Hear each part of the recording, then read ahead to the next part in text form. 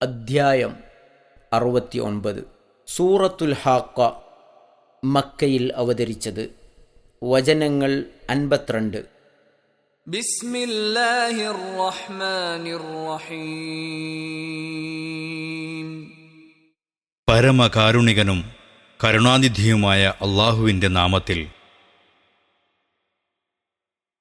വചനം 1. വാക്കർത്ഥം. അൽ ഹാഖ, യഥാർത്ഥ സംഭവം. അൽ ഹാഖ,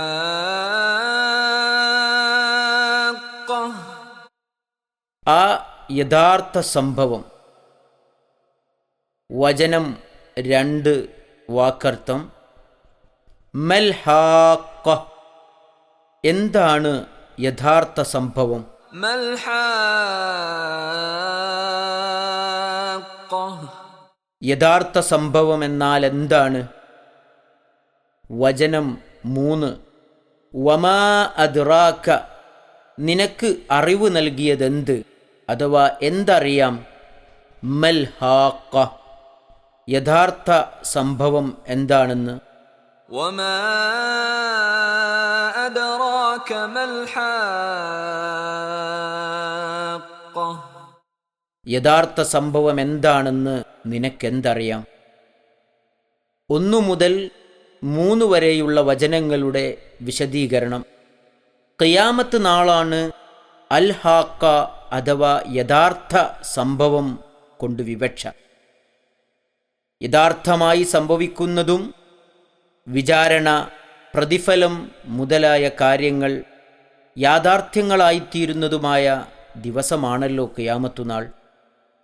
അതിൻ്റെ ഗൗരവത്തെയും പ്രാധാന്യത്തെയും കുറിക്കുന്ന വേറെയും പല പേരുകളിൽ ഖുർആൻ അതിനെ വിശേഷിപ്പിച്ചു കാണാം.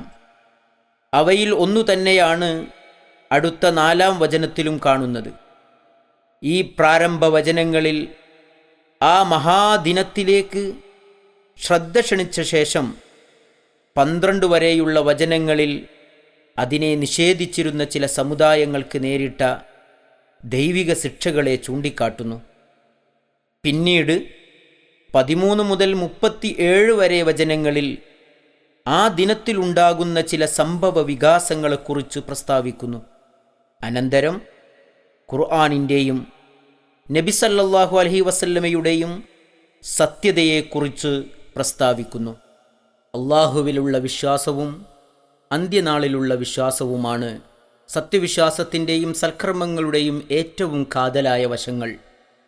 അറബികൾ പൊതുവിൽ പറഞ്ഞാൽ അള്ളാഹുവിൽ വിശ്വസിച്ചിരുന്നുവെങ്കിലും ശിർക്കുപരമായ അന്ധവിശ്വാസങ്ങൾ കലർന്നതായിരുന്നു ആ വിശ്വാസം. പരലോകത്തിലും പുനരുത്ഥാനത്തിലും അവർ വിശ്വസിച്ചിരുന്നതുമില്ല. അതുകൊണ്ടാണ് മക്കീ സൂറത്തുകളിൽ പ്രധാനമായും ഏകദൈവ വിശ്വാസത്തെക്കുറിച്ചും മരണാനന്തര കാര്യങ്ങളെക്കുറിച്ചും പ്രതിപാദിച്ചു കാണുന്നത്.